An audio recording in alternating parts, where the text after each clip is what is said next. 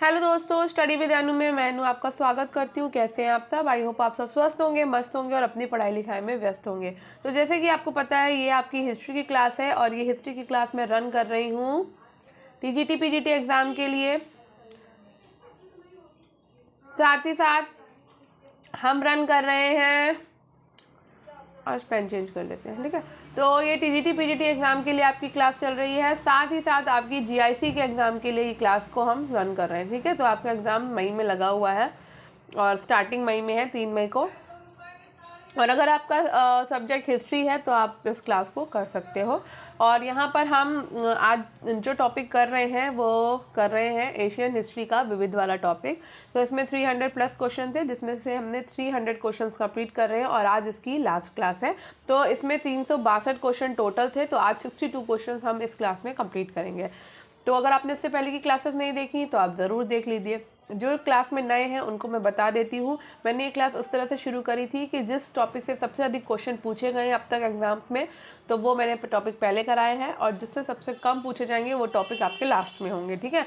तो इसी क्रम में मैं बता देती हूँ। पहला टॉपिक हमने कवर किया था राष्ट्रीय आंदोलन का, दूसरा टॉपिक हमने कवर कर लिया है मध्यकालीन साहित्य का, तीसरा टॉपिक हमने कवर कर लिया है आपका मुगल वंश का और चौथा टॉपिक हमने कंप्लीट कर लिया है दिल्ली सल्तनत का, पांचवा टॉपिक हमने कंप्लीट कर लिया है मौर्य और मौर्योत्तर काल का, और छठा टॉपिक आज हम ये वाला कंप्लीट कर लेंगे, ठीक है। और कल से आपका दूसरा टॉपिक शुरू हो जाएगा। कौन सा शुरू होगा वो आपको मैं क्लास की लास्ट या एंड में बता दूंगी, ठीक है। तो कल कौन सा टॉपिक आने वाला है। दूसरी बात मैं आपको ये बता दूं, ये क्लास आपकी 7 दिन आती है, यानी एक भी दिन का गैप नहीं है। डेली आपकी शाम को 6 PM पर आपकी ये क्लास आ जाती है। रिकॉर्डेड क्लास मैं आपको देती हूँ, तो शाम को 6 बजे आप ये क्लास देख सकते हो। डेली हम 100 क्वेश्चन करते हैं हर क्लास में। तो जितने भी क्वेश्चन होते हैं वो आपको थंबनेल में दिख जाता है कि हम कितने प्रश्नों की श्रृंखला इसमें कर रहे हैं। तो मैं आपको बता दूं, जो हमने पहला टॉपिक किया था राष्ट्रीय आंदोलन, उसमें 500 प्लस प्रश्न थे, तो हमने इसमें 5 या 6 क्लासेस करी थी। सेकेंड जो टॉपिक था हमारा, उसमें भी ऐसे ही 500 प्लस क्वेश्चन थे, तो शायद उसमें भी 5 क्लासेस हुई हैं आपकी। उसके बाद जो हमने तीसरा टॉपिक किया था उसमें भी आपके 500 प्लस क्वेश्चन थे, ठीक है, उसमें भी 5 क्लासेस हुई हैं आपकी। चौथा टॉपिक हमने किया था, उसमें 400 प्रश्न थे, तो हमने वो किया टॉपिक, ठीक है। पांचवा टॉपिक जो था आपका वो भी 400 प्लस का ही था, तो उसमें भी हमें लगता है हमने 5 क्लासेस या 300 प्लस था शायद, तो हमने 5 क्लासेस उसमें भी करी हैं। छठा टॉपिक भी आपका ये 300 प्लस का है और इसमें भी हम 4 क्लासेस कर रहे हैं। तो आज ये आपकी शायद चौथी क्लास है ना? हाँ, चौथी क्लास है ये, ठीक है। तो ऐसे ही 6 क्लास 5 क्लास जिस हिसाब से क्वेश्चन है उस हिसाब से क्लास, क्योंकि हम हर रोज़ 100 क्वेश्चन करते हैं, तो उस हिसाब से क्लास आपकी चलती है, ठीक है। चलिए स्टार्ट करते हैं आज की अपनी क्लास। और पेन बहुत ज़्यादा ही लाइट कर लिया है मैंने। चलो अब देखो, अभी भी नहीं सही लग रहा ना? अब ठीक है, चलो स्टार्ट करते हैं। पहला क्वेश्चन है आज का धारा नगरी की स्थापना किसने की थी? तो धारा नगरी की जो स्थापना है वो करी थी भोज ने, ठीक है। धारा नगरी की स्थापना भोज ने की थी। भारतीय इतिहास में भोज को ख्याति और उसकी विद्वता तथा विद्या और कला के उदार संरक्षक के रूप में अधिक है, ठीक है। उदयपुर लेख में कहा गया कि उसने सब कुछ साधा, संपन्न किया, दिया और जाना, जो अन्य किसी के द्वारा संभव नहीं था। इससे अधिक कविराज भोज की प्रशंसा क्या हो सकती है। उसने अपनी राजधानी धारा नगरी को स्थापित किया तथा उसे विविध प्रकार से अलंकृत करवाया। वो विद्या और कला का सुप्रसिद्ध केंद्र बन गया और यहाँ अनेक महल और मंदिर बनवाए गए, जिनमें सरस्वती मंदिर सर्वप्रमुख था। वह स्वयं विद्वान था और उसकी उपाधि कविराज की थी। उसने ज्योतिष, काव्यशास्त्र, वास्तु आदि विषयों पर महत्वपूर्ण ग्रंथों की रचना करी और धारा के सरस्वती मंदिर में एक प्रसिद्ध संस्कृत विद्यालय की स्थापना करवाई थी। उसकी राज्यसभा पंडितों और विद्वानों का प्रमुख केंद्र थी, ठीक है। नेक्स्ट है, नव साहसांग चरित्र के रचनाकार थे, तो ये थे पद्मगुप्त। संस्कृत साहित्य के प्रथम महाकाव्य माने जाने वाले ग्रंथ नव साहसांग चरित्र के रचनाकार पद्मगुप्त परिमल का नाम सर्वप्रथम उल्लेखनीय है, जो धारा के परमारवंशी शासक मंजू की राजसभा में निवास करते थे। उन्होंने अपने इस महाकाव्य में मंजू और उसके भाई सिंधुराज के जीवन की घटनाओं का वर्णन प्रस्तुत किया। कालिदास के अनुकरण पर इस ग्रंथ की रचना भी वैदर्भी शैली पर हुई है। भाषा अलंकृत एवं हृदयावर्धक है, जबकि सोमदेव ने कथा सरित सागर की रचना करी और इस पुस्तक की रचना सोमदेव ने कश्मीर नरेश अनंत की रानी सूर्यवती के मनोरंजन के लिए की थी। नेक्स्ट है याज्ञवल्क्य स्मृति के प्रसिद्ध टीकाकार अपराग थे, तो ये थे शिलाहार राजा। कौन थे? शिलाहार राजा। ठीक है। स्मृतियों में मनुस्मृति सबसे प्राचीन और प्रामाणिक है। इसकी रचना शुंगकाल ईसा पूर्व द्वितीय शती के लगभग हुई थी। अधिकांश स्मृतियां इसी को परिवर्तित करके लिखी गई हैं। याज्ञवल्क्य स्मृति, विष्णु नारद, बृहस्पति आदि की स्मृतियों में मनुस्मृति का प्रमाण दिया गया और ये सब गुप्त काल यानी कि 5वीं शती ईस्वी की रचनाएं हैं। मनु, याज्ञवल्क्य आदि की स्मृतियों पर कालांतर में महत्वपूर्ण भाष्य लिखे गए। मनुस्मृति के प्रसिद्ध भाष्यकार मेघतिथि, गोविंदराज और कल्लुक भट्ट और याज्ञवल्क्य स्मृति के टीकाकार विश्वरूप, विज्ञानेश्वर और अपराग आदि हैं। अपराग कोंकण का प्रसिद्ध शिलाहार वंशी शासक था। भारतीय इतिहास के अध्ययन की दृष्टि से स्मृतियों की उपादेयता महत्वपूर्ण है। ये अपने राज के काल के राज प्रशासन, धर्म, सामाजिक, आर्थिक परंपराओं, आचार, उपचार आदि का व्यापार विवेचन करती हैं। ठीक है।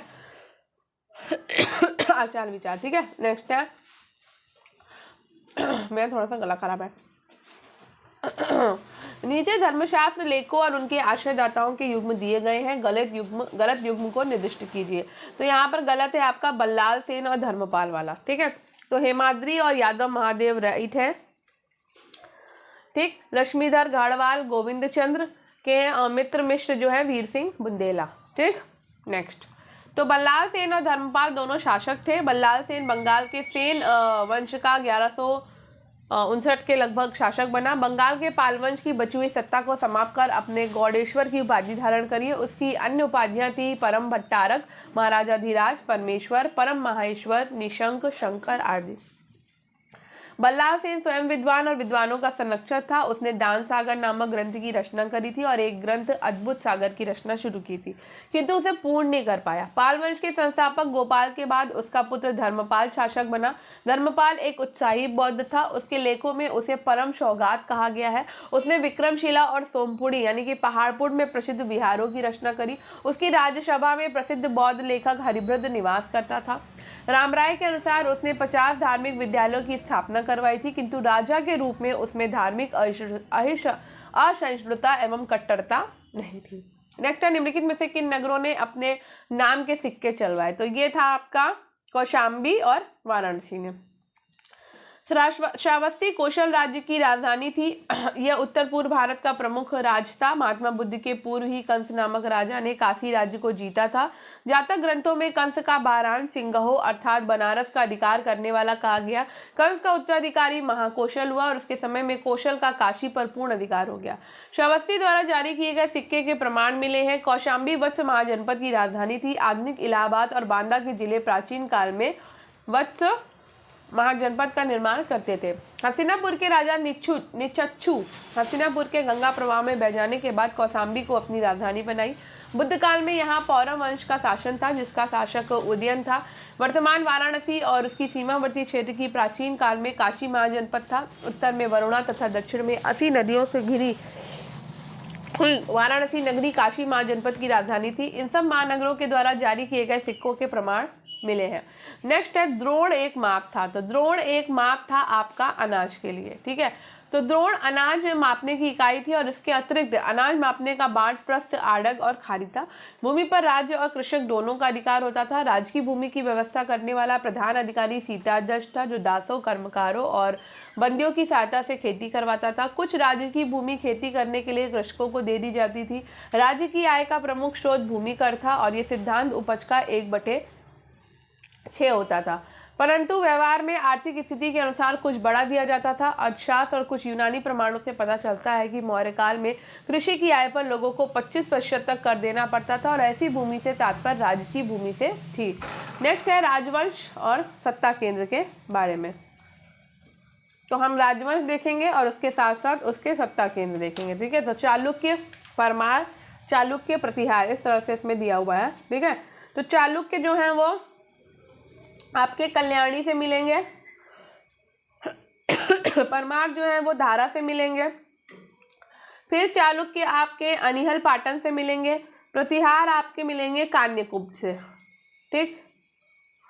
तो तैलप द्वितीय ने कल्याणी के चालुक्य वंश की नींव डाली थी। और परमार वंश के प्रसिद्ध राजा भोज ने राजधानी उज्जैन से धारा स्थानांतरित कर ली थी। गुजरात के चालुक्यों की राजधानी अहिल पाटन थी और प्रतिहार शासक ने कान्यकुब्ज यानी कि कन्नौज को अपनी राजधानी बनाया था। ठीक है, नेक्स्ट क्वेश्चन पे चलते हैं। बौद्ध धर्म की आलोचना एवं वैदिक परंपरा के समर्थन करने के लिए विख्यात है कौन? तो ये हमारा कुमारिल विख्यात है। ठीक है, तो दक्षिण भारत के संत कुमारिल भट्ट ने पूर्व मीमांसा दर्शन की स्थापना करी और उन्होंने हिंदू धर्म के पुनरुत्थान के लिए कार्य किया। बौद्ध धर्म की जमकर आलोचना करी। मीमांसा, जिसे पूर्व मीमांसा कहा जाता है, का उद्देश्य वैदिक कर्मकांडों के संबंध में निर्णय देना और उनकी दार्शनिक महत्ता को प्रतिपादित करना है। ये मतवेद को अपौरुषेय और निम्न मानता है तथा अनेक प्रकार की युक्तियों और वेदों की प्रामाणिकता सिद्ध करने का प्रयत्न करता है। उपनिषद तथा वेदांत उत्तर मीमांसा कहे जाते हैं क्योंकि इनमें कर्मकांडों के स्थान पर ज्ञान का विवेचन मिलता है। पूर्व मीमांसा के प्रणेता जैमिनी है, जिनका ग्रंथ मीमांसा सूत्र इस दर्शन का सूत्र है। कुमारिल भट्ट तथा प्रभाकर इनके अन्य दार्शनिक हैं जिनके नाम पर मीमांसा के दो स्वतंत्र संप्रदायों का प्रचलन हो गया। मीमांसा का प्रधान विषय धर्म बताया गया और उसके अनुसार वेद ही धर्म के मूल है। नेक्स्ट है, निम्नलिखित राजाओं में से किसने मंजू सागर तड़ाग खुदवाया था? तो ये था वाकपति द्वितीय ने। तो वाकपति द्वितीय जो है वो परमार शासक थे। इन्होंने मंजू भी कहा जाता है, इन्होंने अपनी राजधानी धारा में मंजू सागर तड़ाग बनवाया। परमार वंश का प्रथम स्वतंत्र और शक्तिमान राजा शीयक अथवा हर्ष था। राजपूतों से उसका संघर्ष हुआ और खोडिक को हराकर शीयक ने विपुल संपत्ति लूटी थी। वाकपति मंजू के समय में प्रारंभ हुआ। उसने त्रिपुटी लाट, गुजरात, कर्नाटक, चोल और केरल के राजाओं को युद्ध में हराया। उसकी सबसे प्रसिद्ध विजय कल्याणी के चालुक्य राजा तैलब द्वितीय पर थी, किंतु बाद में एक अन्य मुठभेड़ में तैलब भी विजयी हुआ।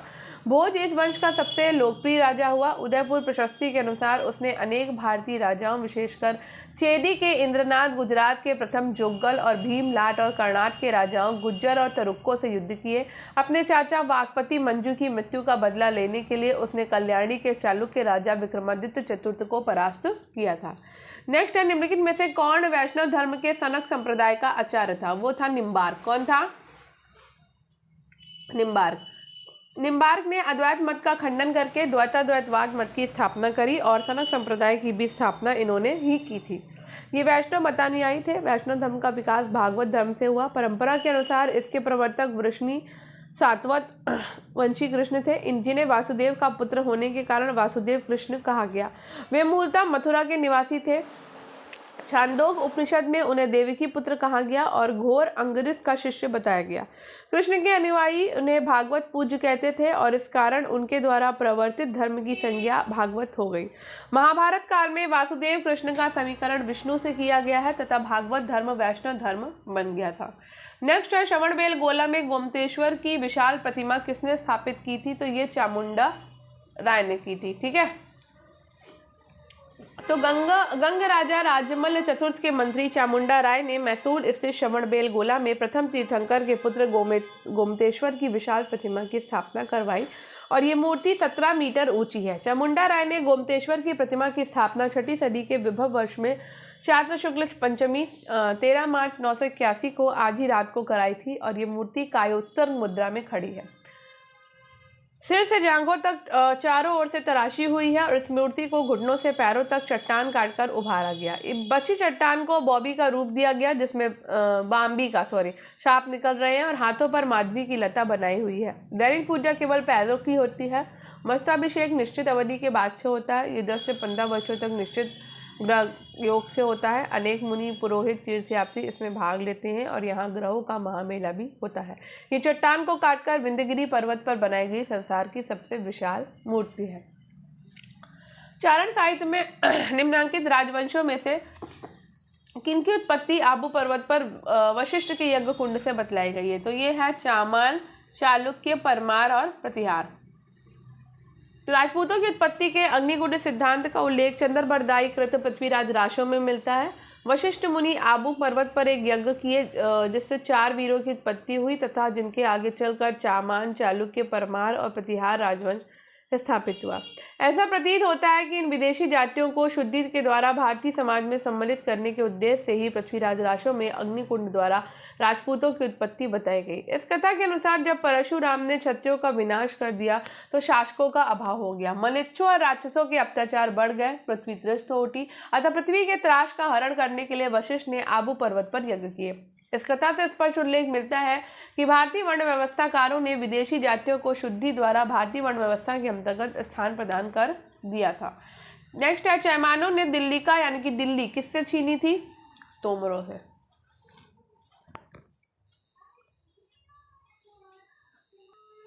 चौहान वंशी राजाओं में विग्रहराज चतुर्थ सर्वाधिक शक्तिशाली शासक था और उसने तोमर राजाओं को हरा के दिल्ली पर अधिकार कर लिया। बिजौलिया लेख से इस विजय की सूचना मिलती है और दिल्ली के तोमर शासकों के विरुद्ध चौहान शासकों का संघर्ष बहुत पहले से ही चल रहा था, किंतु अभी तक उन्हें सफलता नहीं मिली थी। तोमर वंश की स्वाधीनता समाप्त कर उसने अपना सामंत बना लेना विग्रहराज की सबसे बड़ी सफलता थी। दशरथ शर्मा के अनुसार पराजित तोमर राजा तंवर था। विग्रहराज को अपने समकालीन चालुक्य और परमार राजाओं के विरुद्ध भी सफलता मिली। उसके पिता अर्णोराज को चालुक्य शासक कुमारपाल के हाथों पराजित होना पड़ा था। अतः इस कलंक को धोने के उद्देश्य से विग्रहराज ने चालुक्यों के विरुद्ध संघर्ष छेड़ दिया। उसने कुमारपाल को पराजित कर मेवाड़ और मारवाड़ पर अधिकार कर लिया। नेक्स्ट है, निम्नलिखित में से किसने सर्वप्रथम भारत में परमाणु परिकल्पना को प्रतिपादित किया था? तो वो थे कणाद। सर्वप्रथम कणाद वैशेषिक दर्शन भारत में परमाणु परिकल्पना को प्रतिपादित किया। कणाद ने बताया कि संसार के सभी कार्य द्रव्यों का निर्माण 4 प्रकार के परमाणुओं पृथ्वी, जल, तेज, वायु से होता है।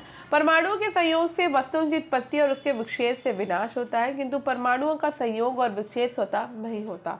वैशेषिक मत के अनुसार परमाणु निष्क्रिय होते हैं, जिन्हें गति प्रदान करने वाली सत्ता ईश्वर की है। वहीं जीवों को उनके कर्मफल का भोग कराने के लिए परमाणु की क्रियाओं को प्रवर्तित करता है। ईश्वर की सत्ता स्वीकार करने के कारण वैशेषिक परमाणुवाद आध्यात्मिक है और इसका विधान जगत के अनित्य पदार्थों की व्याख्या करने के लिए ही किया गया है। नित्य द्रव्य जैसे आकाश, दिक्, काल, मन अपना उत्पत्ति और विनाश से रहित होते हैं। चीनी यात्री भारत को क्या कहते थे? तो चीनी यात्री भारत को यिंतु कहते थे। चीनी यात्री भारत को यिंतु या तीन तू कहते थे। बौद्ध धर्म की सरलता एवं व्यावहारिकता से प्रभावित होकर अनेक चीनी यात्रियों ने बौद्ध ग्रंथों की प्रतियां लेने और पवित्र बौद्ध स्थानों के दर्शनार्थ भारत की यात्रा करी। इनमें फाहियान, ह्वेनसांग और इत्सिक के नाम सर्वाधिक प्रसिद्ध है। फाहियान 4th सदी में यहाँ आया और विभिन्न स्थानों की यात्रा करी। इस समय चंद्रगुप्त द्वितीय का शासन था और अपने यात्रा विवरण में उसने गुप्तकालीन समाज एवं संस्कृति का सुंदर चित्र खींचा है। ह्वेनसांग हर्षवर्धन के शासनकाल में भारत आया और उसने हर्षकालीन भारत की राजनीतिक एवं सांस्कृतिक दशा का वर्णन किया। इतिहासिक 7वीं सदी 671 में भारत आया और अपनी यात्रा विवरण में उसने नालंदा विश्वविद्यालय का वर्णन किया है। नेक्स्ट है, निम्नलिखित में से कौन वास्तुशास्त्र का ग्रंथ है? तो ये है अपराजिता प्रक्षा। भट्ट भुवन देव कृत अपराजिता प्रक्षा वास्तुशास्त्र का ग्रंथ है और ये 12वीं सदी में रचा गया था। इस ग्रंथ में महामंडलेश्वर, मांडलिक, महासामंत और लघु सामंत सहित सामंतों की श्रेणियों के लिए भिन्न भिन्न आकार प्रकार के घरों का उल्लेख है। समकालीन ग्रंथों में इस बात के स्पष्ट संकेत मिलते हैं कि इस प्रकार के विभिन्न ओहदे केवल क्षत्रियों तक ही सीमित नहीं थे। भूमि के दान और विभाजन के फलस्वरूप एक नवीन शिक्षित वर्ग यानी कि कायस्थ का उदय हुआ। कृषकों के रूप में शूद्रों का रूपांतरण और वैश्यों के स्तर में शूद्र स्तर तक की गिरावट से भी वर्ण व्यवस्था में विशिष्ट परिवर्तन हुआ। यहाँ तक कि बंगाल और दक्षिण भारत में स्थापित नवीन ब्राह्मणी व्यवस्था में मुख्य रूप से केवल ब्राह्मणों और शूद्रों का प्रावधान किया गया था और इस युग का सर्वाधिक विस्मयकारी परिवर्तन जातियों का प्रगुणन था, जिसने ब्राह्मण, क्षत्रिय, वैश्य और शूद्र सभी को प्रभावित किया। नेक्स्ट है, निम्नलिखित ग्रंथों में से किसमें विभिन्न प्रकार की नौकाओं के निर्माण का विवरण मिलता है? तो ये है आपका युक्ति कल्पतरु में। युक्ति कल्पतरु में नौकाओं के निर्माण का विवरण मिलता है। बल्लाल सेन 1159 के लगभग सेन वंश का शासक बना। वो स्वयं विद्वान और विद्वानों का संरक्षक था। उसने दान सागर ग्रंथ की रचना करी तथा एक अन्य ग्रंथ अद्भुत सागर की रचना प्रारंभ किया था, किंतु उसे पूर्ण नहीं कर पाया। उसका आचार्य अनिरुद्ध अपने युग का प्रकांड विद्वान था। बल्लाल सेन का पुत्र तथा उत्तराधिकारी लक्ष्मण सेन अपने पिता के बाद सेन वंश का राजा बना और इसका शासनकाल सांस्कृतिक उपलब्धियों की दृष्टि से प्रसिद्ध रहा। वो स्वयं विद्वान और विद्वानों का संरक्षक रहा। उसने अपने पिता के द्वारा प्रारंभ किए गए अद्भुत सागर नामक ग्रंथ की रचना को पूरा किया।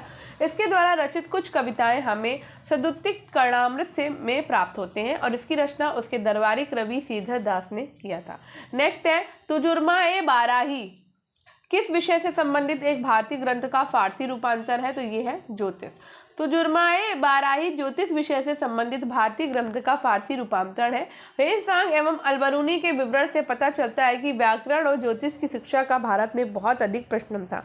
इन विषयों से संबंधित विद्वानों का समाज में बड़ा सम्मान था। राज दरबार में कई ज्योतिषी निवास करते थे। शिक्षा केंद्रों में धार्मिक विषयों के साथ साथ लौकिक विषयों की पढ़ाई भी सुचारू रूप से होती थी। यज्ञों से अभिष्ट फल प्राप्त करने के लिए ये जरूरी था कि उनका अनुष्ठान शुभ समय तथा मुहूर्त में किया जाए। ग्रहों और नक्षत्रों की स्थिति का अध्ययन करके ये समय ज्ञात किया जाता था और इस अध्ययन ने ज्योतिष नामक वेदांग को जन्म दिया। ज्योतिष की सर्वप्राचीन रचना लगध मुनि कृत वेदांग ज्योतिष है। इसमें कुल 44 श्लोक थे। इनमें कहा गया कि जो ज्योतिष को जानता है वही यज्ञों का यथार्थ जानता है। निम्नलिखित में से अश्वमेघ कर्ता कौन है? तो अश्वमेघ कर्ता है समुद्रगुप्त, प्रवरसेन प्रथम और पुलकेशियन प्रथम। समुद्रगुप्त के सिक्के पर अश्वमेघ पराक्रम खुदा है और इसके मुख भाग पर यज्ञ रूप में बंधे हुए घोड़े का चित्र तथा मुद्रा लेख राजाधिराज पृथ्वी को जीतकर तथा अश्वमेघ यज्ञ का अनुष्ठान कर स्वर्गलोक को विजय कराता है। राजाधिराजो पृथ्वी विदित दिव जैत्याग्रहित बाजी मेधा उत्कीर्ण है। पृष्ठभाग पर राजमहिषी दत्त देवी की आकृति के साथ साथ अश्वमेघ पराक्रम अंकित है। पुराणों से पता चलता है कि प्रवरसेन प्रथम ने 4 अश्वमेघ यज्ञ किए थे। अलतेकर का कहना है कि प्रवरसेन ने प्रत्येक यज्ञ एक सैनिक अभियान की समाप्ति पर किया होगा। प्रवरसेन प्रथम एक धर्मनिष्ठ ब्राह्मण था जिस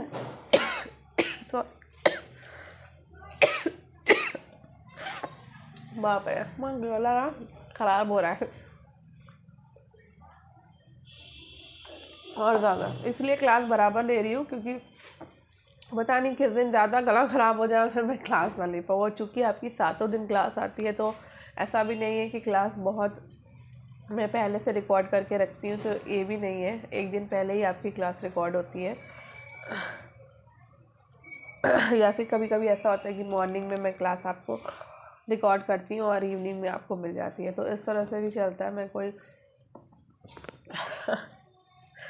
तो वही लग रहा है कि अगर एक बार गई ना तो हफ्ते भर छुट्टी हो जाएगी, फिर 1 हफ्ते की क्लास आप ही चली जाएगी। हाँ कहाँ पर थे मैं भूल गई। आई होप आपने इतनी देर में पढ़ ही लिया होगा इतना, तो इसको छोड़ देते हैं, आगे बढ़ते हैं। निम्नलिखित में से किस ग्रंथ में साकेत एवं माध्यमिका पर इंडो ग्रीक यवन आक्रमण का संदर्भ है? तो ये है महाभाष्य। पतंजलि पुष्यमित्र शुंग के पुरोहित थे और उनके महाभाष्य में यवन आक्रमण की चर्चा हुई है, जिसमें बताया गया कि यवनों ने साकेत और मध्यमिका को रौंद डाला था। मालविकाग्निमित्र महाकवि कालिदास का नाटक ग्रंथ है। इसमें शुंगकालीन राजनीतिक गतिविधियों का ज्ञान प्राप्त होता है। पता चलता है कि पुष्यमित्र का पुत्र अग्निमित्र विदिशा का राज्यपाल था और उसने विदर्भ को जीतकर अपने राज्य में मिला लिया था। कालिदास यवन आक्रमण का भी उल्लेख करते हैं, जिसके अनुसार अग्निमित्र के पुत्र वसुमित्र ने सिंधु सरिता के दाहिने किनारे पर यवनों को पराजित किया था। पुराणों में मत्स्य, वायु और ब्राह्मण विशेष रूप से उल्लेखनीय है। पुराणों से पता चलता है, सॉरी ब्राह्मण नहीं ब्रह्मांड लिखा है, ठीक है। पुष्यमित्र शुंग वंश का संस्थापक था। पांजिटर मत्स्य पुराण के विवरण को ही प्रमाणिक मानते हैं और इसके अनुसार पुष्यमित्र ने 36 वर्षों तक राज्य किया था। नेक्स्ट है, जैन परंपरा में निम्नलिखित राजाओं में से किसका जैनों के संत्राशक के रूप में उल्लेख मिलता है? तो ये है अजयपाल। गुजरात के चालुक्य वंश का इतिहास हम मुख्य रूप से जैन लेखकों के ग्रंथों से ज्ञात करते हैं। ये लेखक चालुक्य शासकों की राज्यसभा में निवास करते थे। इन ग्रंथों में द्वाश्रम काव्य, मेरुतुंग कृत, प्रबंध चिंतामणि, सोमेश्वर कृत, कीर्ति कौमुदी, जयसिंह सूरी कृत, कुमार पाल चरित आदि का उल्लेख किया जा सकता है, जिसके अध्ययन से हम इस वंश के शासकों की राजनीतिक और सांस्कृतिक उपलब्धियों का विवरण प्राप्त करते हैं। भारतीय साहित्य के अतिरिक्त मुसलमान लेखकों अलगर्दी, इब्न उल तहर, हसन निजामी आदि के विवरणों से तुर्कों और चालुक्यों के संघर्ष का परिचय प्राप्त होता है। चालुक अथवा सोलंकी शासक कुमारपाल के शासन के बाद अजयपाल शासक बना, जिसने 1172 से 76 तक राज्य किया। उसके काल में शैव प्रतिक्रिया हुई। जैन ग्रंथों के अनुसार उसने जैन साधुओं की हत्या कराई और जैन मंदिरों को ध्वस्त करा दिया। उसके किसी नौकर ने छुरा भोंककर उसकी हत्या कर दी थी। नेक्स्ट है, निम्नलिखित में से किस राजवंश का दावा उनके पूर्वज अयोध्या में राज्य करते थे? तो वो थे आपके कल्याण के उत्तर चालुक्य, वो ऐसा दावा करते हैं। तो कल्याणी के चालुक्य वंश का जो उदय है वो राजपूतों के पतन के पश्चात हुआ और इस वंश की उत्पत्ति के विषय में इसके लेखों से कोई सूचना नहीं मिलती है। परवर्ती लेखों में इसका संबंध बादामी के चालुक्य वंश के साथ स्थापित करते हुए इसे विक्रमादित्य द्वितीय के छोटे भाई, जिसका नाम अज्ञात है किंतु जिसकी उपाधि भीम पराक्रम की थी, का वंशज बताया गया। कल्याणी के उत्तर चालुक्य वंश के शासकों का दावा था कि उसके पूर्वज अयोध्या में राज्य करते थे। विक्रमादित्य श्रेष्ठ के कैथोम लेख से इस बात का उल्लेख है कि 59 चालुक्य राजाओं ने अयोध्या में शासन किया और किसी स्पष्ट प्रमाण के अभाव में हम इसे एक संभावित परिकल्पना के रूप में ग्रहण कर सकते हैं। नेक्स्ट है, निम्नलिखित राजाओं में से किसने अपने राज्य में मदिरा का उत्पादन एवं विक्रय निषिद्ध कर दिया था? तो ये कुमारपाल ने किया था। कुमारपाल गुजरात का चालुक्य वंशी शासक था और वो जयसिंह के बाद राजा बना।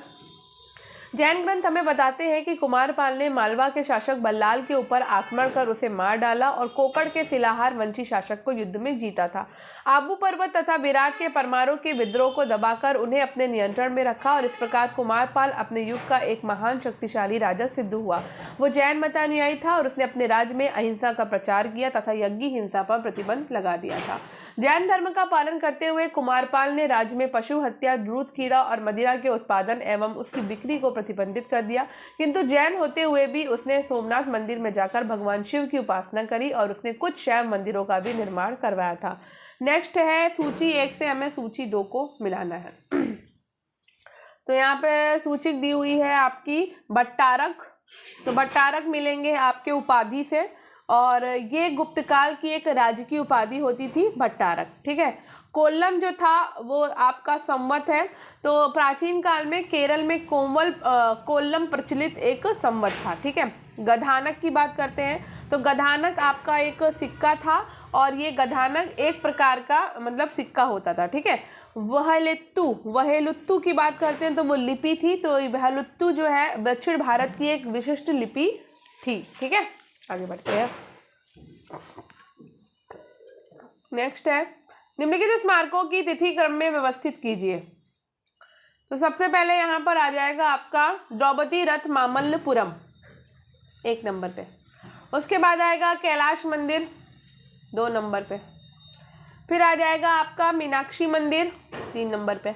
फिर मीनाक्षी मंदिर फिर आपका आ जाएगा बृहदेश्वर मंदिर तंजावुर 3 नंबर पे। मीनाक्षी मंदिर मदुरई 4 नंबर पे, ठीक है। आंसर हो जाएगा ये वाला। तो पल्लव नरेश नरसिंह वर्मन के समय में पल्लव शैली का विकास हुआ और इसने मामल्ल की उपाधि भी धारण की थी। मामल्ल शैली के रथ 7 पैगोडा के नाम से प्रख्यात है और इनकी संख्या 8 है, जैसे कि द्रौपदी रथ, अर्जुन रथ, भीम रथ, धर्मराज रथ, सहदेव रथ इत्यादि। इनमें द्रौपदी रथ एक अलग शैली का है और इसकी छत के आकार से पता चलता है कि वो एक स्थान से दूसरे स्थान पर ले जाने योग्य देवरथ की अनुकृति है। अलोरा का कैलाश मंदिर राजपूत नरेश प्रथम ने बनवाया था और उसके पास अनेक विजयों से प्राप्त प्रभुत धनराशि थी, साथ ही उसमें प्रबल धार्मिक भावनाएं थी और इन्हीं के संयोग से मंदिर का निर्माण संभव हो सका। अल्तेकर का मत है कि कैलाश मंदिर का निर्माण पल्लवों को राजधानी कांची से बुलाए गए कलाकारों ने किया। कैलाश मंदिर की विशेषता यह है कि इसे बनाने के लिए पर्वत को नीचे की ओर खोदा ही नहीं गया, अपितु शिल्पियों ने चट्टान को शीर्ष भाग से तराशना शुरू कर दिया। इस प्रकार ऊपर से नीचे की ओर तराशकर मंदिर के सभी अंग बनाए गए। कौन सती प्रथा के विषय में अपनी आलोचना के लिए ख्यात है? तो ये है आपका बाण और आपका मेधा तिथि, ठीक है। तो चतुर्थ सती के लगभग सती प्रथा और लोकप्रियता प्राप्त करने लगी। वात्सायन, भासव, कालिदास, शूद्रक जैसे लेखकों ने इसका उल्लेख किया है। सती प्रथा के प्रचलन का प्रथम अभिलेखी प्रमाण गुप्तकाल का है। 510 के एरर लेख से पता चलता है कि गुप्त नरेश भानुगुप्त का मित्र गोपराज हुणों के विरुद्ध लड़ता हुआ मारा गया, तो उसकी पत्नी अग्नि में जल मरी थी। लेकिन महाकवि बाणभट्ट इसका विरोध करते हुए इसे महान मूर्खतापूर्ण कार्य बताया जिसका कोई फल नहीं होता। यह आत्महत्या है और इसका अनुगमन करने वाली स्त्री नरकगामिनी होती है। मेधा तिथि इसे आत्महत्या मानते हुए स्त्रियों के लिए निषिद्ध बताते हैं। देवभट्ट का विचार है कि सती होना विधवा के ब्रह्मचारी रहने की अपेक्षा अधिक जघन्य होता है। नेक्स्ट है, निम्नलिखित परमार शासकों में किसने निर्वाण नारायण की उपाधि ग्रहण की थी? तो निर्वाण नारायण की उपाधि नरवर्मन ने धारण की थी। ठीक है, तो परमार वंश का इतिहास हम अभिलेख, साहित्य और विदेशी विवरण के आधार पर प्राप्त करते हैं। और इस वंश के अभिलेख में सर्वप्रथम शीयक द्वितीय और हर्षोल अभिलेख 948 ईस्वी है, जिसमें परमार वंश का प्रारंभिक इतिहास ज्ञात होता है। अन्य लेखों में वाकपति मंजू का उज्जैन अभिलेख, भोज के बांसवाड़ तथा बेतमा के अभिलेख, उदयादित्य के समय की उदयपुर प्रशस्ति, लक्ष्मण देव की नागपुर प्रशस्ति है, जो भिरसा के समीप उदयपुर नामक स्थान के नीलकंठेश्वर मंदिर के एक शिलापट्ट के ऊपर उत्कीर्ण है। वो परमार वंश के शासकों के नाम और उनकी उपलब्धियों को ज्ञात करने का प्रमुख साधन है। इस प्रकार का विवरण अन्यत्र कहीं नहीं मिलता और इस विवरण से ज्ञात होता है कि परमार वंश के शासक नरवर्मन ने निर्वाण नारायण की उपाधि धारण की थी। नेक्स्ट है आपका मिलान करना है हमें। तो बिल्हड़ जो है वो कल्याणी का विक्रमादित्य श्रेष्ठ से मिलान होगा, दरबारी कवि थे इनके। ठीक है, जयदेव की बात करें तो ये बंगाल के लक्ष्मण सेन के दरबार में थे। क्षेमेंद्र की बात करें तो ये कश्मीर के अनंत वर्मन के पास थे। और श्रीहर्ष जो है वो कन्नौज के गोविंद चंद्र के पास। ठीक है, तो बिल्हड़ कल्याणी के चालुक्य शासक विक्रमादित्य श्रेष्ठ के दरबारी कवि थे और इन्होंने प्रसिद्ध विक्रमांक देव चरित की रचना करी है। बंगाल के शासक लक्ष्मण सेन के दरबारी जयदेव थे और गीत गोविंद इनकी प्रसिद्ध रचना है। बृहत कथा मंजरी के लेखक क्षेमेंद्र हैं। कश्मीर के शासक अनंत वर्मन के दरबार में थे और श्रीहर्ष कन्नौज के गढ़वाल शासक गोविंद चंद्र के दरबारी थे। ठीक है, नेक्स्ट है, निम्नलिखित में से किस संस्कृत ग्रंथ में पालों के इतिहास का वर्णन है? तो पालों के इतिहास का वर्णन है रामचरित में। ठीक है, तो रामचरित संध्या का नंदी के द्वारा रचित एक प्रसिद्ध ग्रंथ है। इसमें पाल शासक रामपाल और परवर्ती पाल शासकों के इतिहास का वर्णन है। हर्ष के समकालीन शशांक के बाद पाल वंश के नेतृत्व में बंगाल की शक्ति संगठित हुई और देखते ही उनकी गणतंत्र भारत की प्रमुख शक्तियों में होने लगी। पाल वंश की स्थापना बौद्ध धर्म के अनुयायी गोपाल ने की थी। बंगाल के सामंतों ने बंगाल की राजनीतिक कला और उथल पुथल को समाप्त करने के लिए गोपाल की योग्यता से प्रभावित होकर उसे अपना शासक चुना था। इन सामंतों ने राज्य के हित के लिए अपने व्यक्तिगत स्वार्थ का बलिदान कर दिया। सीचिती इतिहासकार तारनाथ के अनुसार गोपाल पुंडवर्धन बोगरा जिला के एक क्षत्रिय परिवार में उत्पन्न हुआ था। उसने युद्ध द्वारा राज्य का विस्तार किया और राज्य को दृढ़ संगठन भी प्रदान किया था। निम्नलिखित में से किसने कभी संन्यास ग्रहण नहीं किया था? तो कभी संन्यास ग्रहण नहीं किया था वल्लभाचार्य ने। वैष्णव संप्रदाय के अनुयायी रामानुजाचार्य, वल्लभाचार्य और निम्बकाचार्य ने शंकराचार्य के अद्वैतवाद तथा ज्ञान मार्ग का विरोध किया।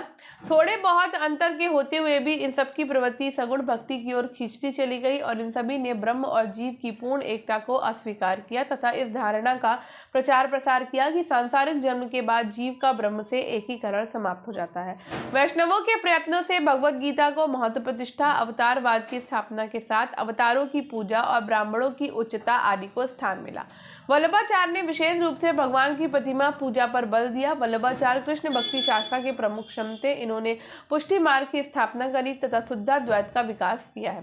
वल्लभाचार्य ने कभी संन्यास ग्रहण नहीं किया तथा गृहस्थ जीवन में रहकर ही मोक्ष का संदेश देते थे। नेक्स्ट है, निम्नलिखित में से कौन विष्णु से अपनी उत्पत्ति मानते थे? तो ये है तोडेमान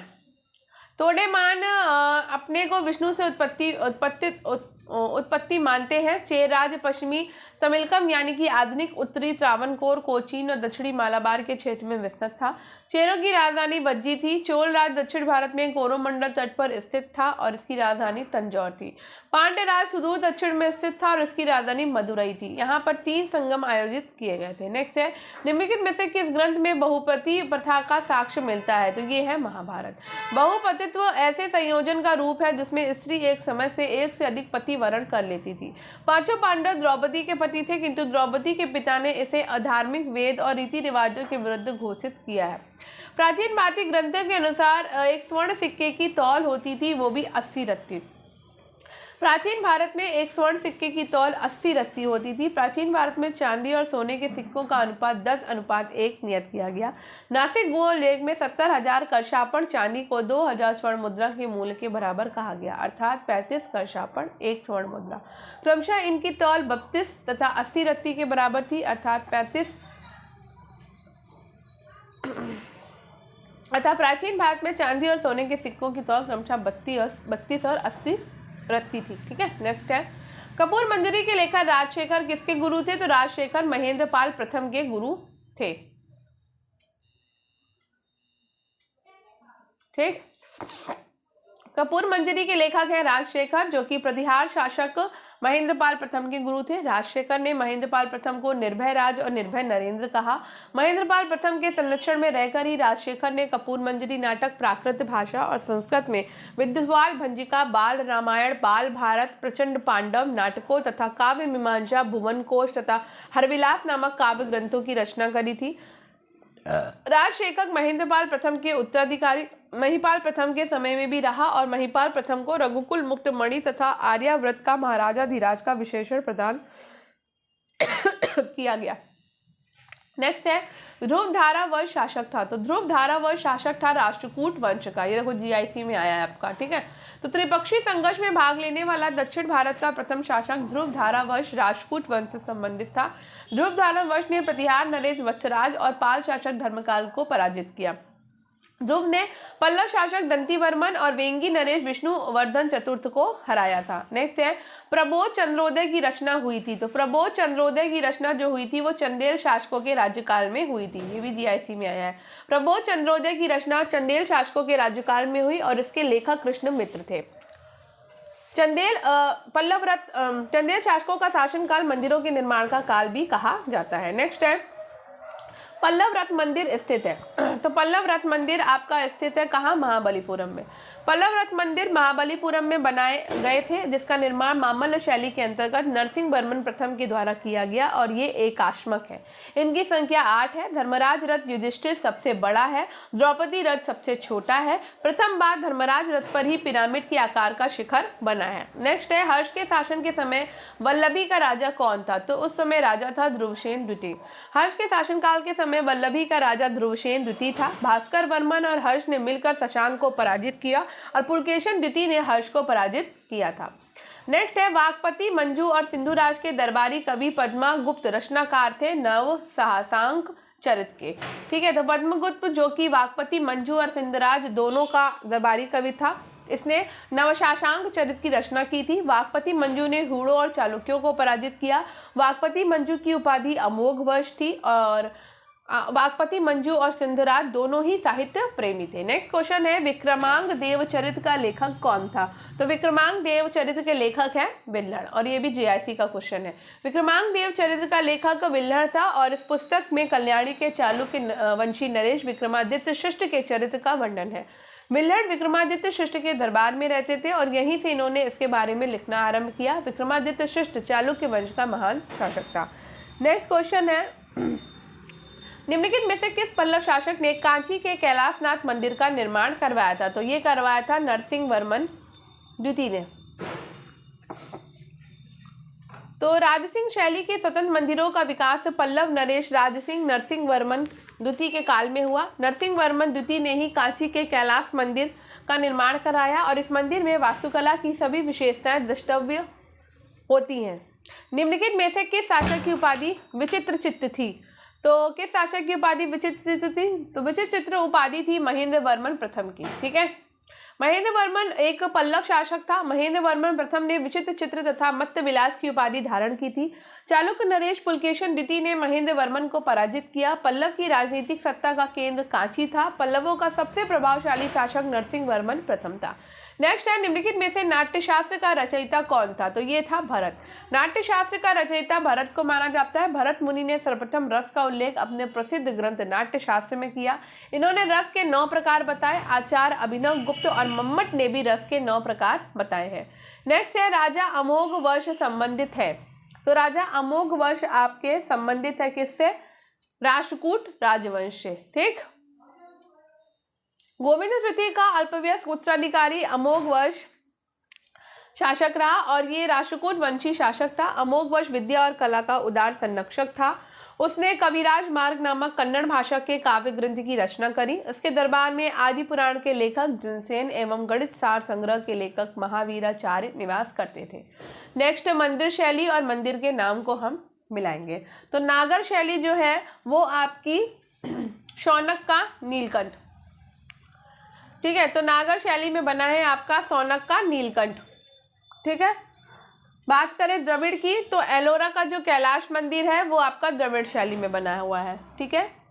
बात करें चालुक्य की, तो लक्कुड़ी का जो जैन मंदिर है वो चालुक्य शैली में बना हुआ है। बात करें विदेशी की, तो पहाड़पुर का मंदिर। तो ये भी क्वेश्चन रिपीटेड है, अगर आप इससे पहले की क्लास देखोगे तो ये क्वेश्चन ऑलरेडी हम कर चुके हैं। ठीक है। तो बहुत सारे क्वेश्चन हैं रिपीटेड जो हम कर चुके हैं, और अभी जो सब पूरा एशियन जब कवर होगा ना तो आपको समझ आएगा कि क्वेश्चन रिपीटेड बहुत होते हैं। किस लेखक ने पुलकेशन द्वितीय और खुसरो द्वितीय के बीच संबंधों की जानकारी दी? तो ये तबरी ने दी थी। तबरी जो है वो अबू जाफर मोहम्मद इब्न जरी उत तबरी 839 से 923 तक एक महान अरब इतिहासकार और इस्लाम धर्मशास्त्री था। उसकी प्रमुख रचना तारीख अल रसूल वल मुलूक नामक विश्व का इतिहास है, जो 30,000 कागज की तख्तियों पर लिखा गया। इसी ने ही चालुक्य शासक पुलकेशन द्वितीय और खुसरो द्वितीय के बीच संबंधों की जानकारी दी है। नेक्स्ट है महाभाष्य। तो महाभाष्य जो है वो पतंजलि के द्वारा लिखा गया। कुमार संभव की बात करें तो ये कालिदास के द्वारा लिखी गई है। अष्टाध्यायी लिखी गई है पाणिनि के द्वारा, और अर्थशास्त्र लिखा गया है चाणक्य के द्वारा।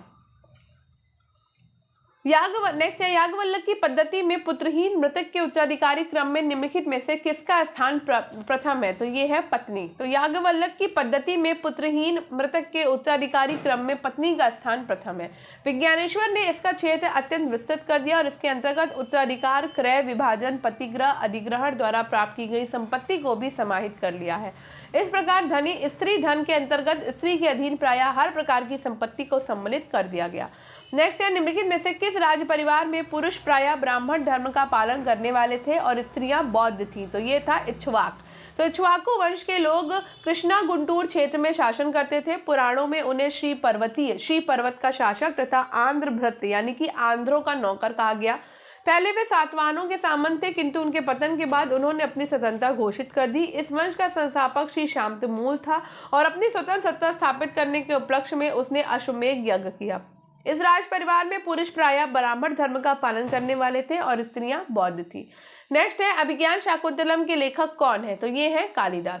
कालिदास संस्कृत के सर्वश्रेष्ठ कवि और नाटककार हैं। अभिज्ञान शाकुंतलम की रचना कालिदास ने की है। अभिज्ञान शाकुंतलम इनकी सर्वोत्कृष्ट रचना है। अभिज्ञान शाकुंतलम में कुल 7 अंक हैं, जिनमें हस्तिनापुर के राजा दुष्यंत और कर्ण ऋषि की पालिता कन्या शकुंतला के मिलन, वियोग और पुनर्मिलन की कथा का नाटकीय चित्रण अत्यंत सजीवता एवं कथनीयता के साथ किया गया। और इसके अतिरिक्त कालिदास ने मेघदूत, कुमार संभव आदि की भी रचना की है। नेक्स्ट है बृहत संहिता की रचना किसने करी? ये करी थी वाराहमिहिर ने। वाराहमिहिर एक प्रसिद्ध ज्योतिषी था और उसकी प्रसिद्ध पुस्तक है बृहत संहिता। वाराहमिहिर के अनुसार चंद्रमा पृथ्वी के चारों ओर घूमता है और पृथ्वी सूर्य के चारों ओर घूमती है। उसने ज्योतिष के क्षेत्र में विदेशी यवन और रोम का ऋण स्वीकार किया है। आर्यभट्ट ने आर्यभट्टियम की रचना की थी। नेक्स्ट है दिलवाड़ा के प्रसिद्ध जैन मंदिर का निर्माण करवाया था सोलंकियों ने। दिलवाड़ा के प्रसिद्ध जैन मंदिर का निर्माण चालुक्य शासक भीमदेव सामंत विमल शाह ने आबू पर्वत पर वास्तुपाल एवं तेजपाल से करवाया। संगमरमर निर्मित इस मंदिर के गर्भगृह में ऋषभ देव आदिनाथ की मूर्ति है। नेक्स्ट है सम्राट की आज्ञा न मिलने पर भी कौन चीनी यात्री भारत यात्रा के लिए आया और जिसका चीन वापस जाने पर न केवल गुप्त रूप से देश में निकलने की बात क्षमा कर दी गई वरन उसका सम्मान पूर्वक स्वागत किया गया? तो ये था ह्वेनसांग। ह्वेनसांग का जन्म 600 ईस्वी के लगभग चीन के हुनन प्रांत के चीन लियू नामक स्थान पर हुआ था। 629 में उसने तांग शासकों की राजधानी चंगन से भारतवर्ष के लिए प्रस्थान किया। 637 में ह्वेनसांग नालंदा विश्वविद्यालय गया। यहाँ के कुलपति आचार्य शीलभद्र थे। नालंदा में लगभग 1.5 वर्षों तक निवास कर उसने योग शास्त्र का अध्ययन किया। चीन वापस जाने पर न केवल गुप्त रूप से देश से निकलने की बात पर क्षमा कर दी गई वरन उसका सम्मान पूर्वक स्वागत किया गया। नेक्स्ट है निम्नलिखित में से कौन सा युग्म सही सुमेलित नहीं है? तो पाणिनि की महाभाष्य सही सुमेलित नहीं है, क्योंकि महाभाष्य जो है वो पतंजलि ने लिखा है। तो शुंगकालीन शासक पुष्यमित्र शुंग के दरबार में पतंजलि विद्वान रहते थे और उनके शासनकाल में ही उन्होंने महाभाष्य लिखा है। वैदिक साहित्य धर्मसूत्र सही है, पुराण मनवंतर सही है, बौद्ध साहित्य मंजुश्री मूल कल्प सही है आपका। ठीक है। नेक्स्ट आपको सूची मिलानी है, तो चलो मिला लेते हैं। भुवन कोश, तो भुवन कोश को हम मिलाएंगे भूगोल से। वृहत जातक को मिलाएंगे हम ज्योतिष से। दश रूपक को मिलाएंगे नाट्यकला से और मानसार को मिलाएंगे हम वास्तुकला से। ठीक है। तो देखो, भुवन कोश में प्राचीन भारतीय भूगोल की विस्तृत सामग्री पाई जाती है। पुराणों में भूगोल को भुवन कोश कहा गया। भुवन कोश का वर्णन मत्स्य, वायु, ब्रह्मांड, वामन, मार्कंडेय पुराणों में भी हुआ है। कूर्म पुराण में भूगोल विषय से संबंधित 5 अध्याय हैं। 38, 43, 45, 47, 48 मिलते हैं। ठीक है, नेक्स्ट है युग्म सही सुमेलित नहीं है। तो पुष्कलावती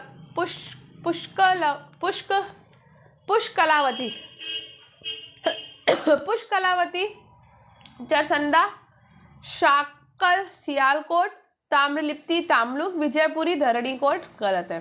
तो यहाँ विजयपुरी धरणीकोट ना हो करके विजयपुरी का संबंध धरणीकोट से नहीं है। निम्नलिखित प्राचीन भारतीय व्याकरणाचार्यों को कालक्रम में व्यवस्थित कीजिए। तो यास्क, पाणिनि, कात्यायन और वामन। तो यास्क वैदिक काल के हैं। निरुक्त, पाणिनि 4वीं शताब्दी ईसा पूर्व, अष्टाध्यायी, कात्यायन 3वीं शताब्दी ईसा पूर्व, वार्तिक।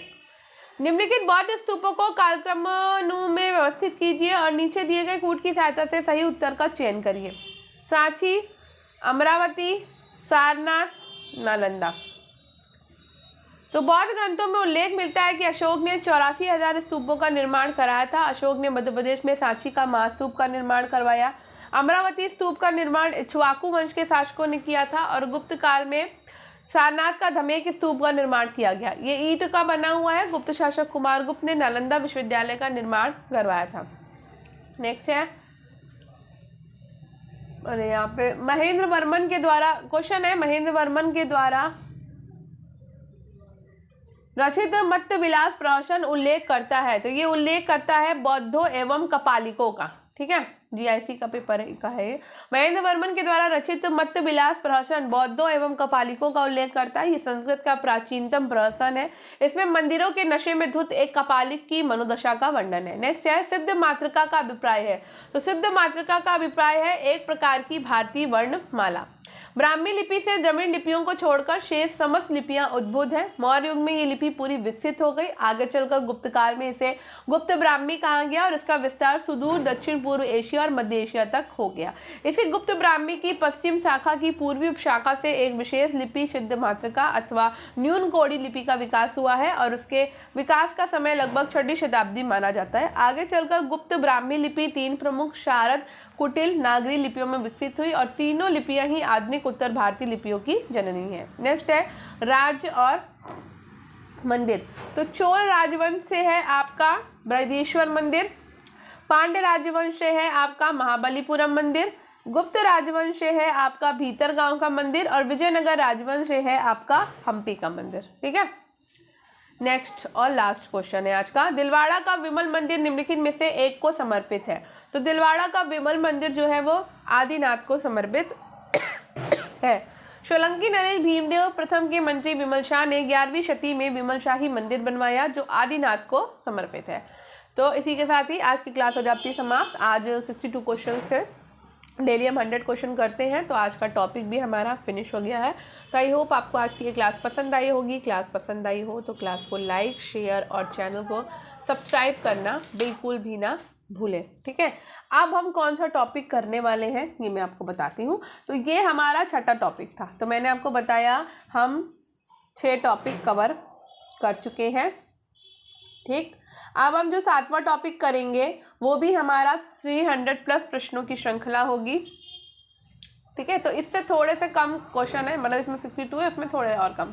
तो 4 क्लासेस इसमें भी जाएंगी आपकी। ठीक है, तो कल से जो हमारा टॉपिक शुरू होने वाला है वो शुरू होगा जैन धर्म, बौद्ध धर्म, वैष्णव धर्म और शैव धर्म का टॉपिक। तो 300 प्लस से प्रश्न हम करेंगे इसमें भी। ठीक, तो इसमें करेंगे, मैं बता देती हूँ, जैन धर्म, बौद्ध धर्म, वैष्णव धर्म, शैव धर्म और पूरा महाजनपद हम पढ़ने वाले हैं। तो कल से आप इसके लिए तैयार हो जाइएगा और पूरा मतलब पूरा ही कंप्लीट करेंगे, कुछ भी इसमें छूटने वाला नहीं है आपका। तो 300 प्लस क्वेश्चन है, यानी कि मैं आपको बता देती हूँ, जैसे इसमें 362 थे तो इस वाले जो ये टॉपिक पढ़ेंगे हम धर्म और महाजनपद वाला, इसमें आपके 359 है। तो बस 2-3 क्वेश्चन कम है, तो इसमें भी आपकी 4 क्लासेस जाएंगी, तो 4 क्लासेस में हम इसको भी कंप्लीट करेंगे टॉपिक को। तो कल तैयार रहिएगा। जैन धर्म, बौद्ध धर्म, वैष्णव धर्म, शैव धर्म और महाजनपद के मिक्स वाले क्वेश्चंस के साथ में, ठीक है। तो 100 प्रश्नों की श्रृंखला होगी, तो डेली हम 100 क्वेश्चन करेंगे। तो आई होप समझ आ गया होगा आपको। तो मिलते हैं कल, तब तक के लिए बाय बाय। और स्टडी विद एडमिन को सब्सक्राइब कर लीजिए, बेल आइकन को प्रेस कर लीजिए, ताकि मेरे द्वारा जितना भी कंटेंट कराया जा रहा है ना, वो सारा का सारा आपको मिल सके। और फीडबैक देना बिल्कुल मत बोलिएगा, ठीक है। तो मिलते हैं कल, तब तक के लिए बाय बाय। शाम को 6 बजे ज़रूर मिला करिए, ठीक है। चलो।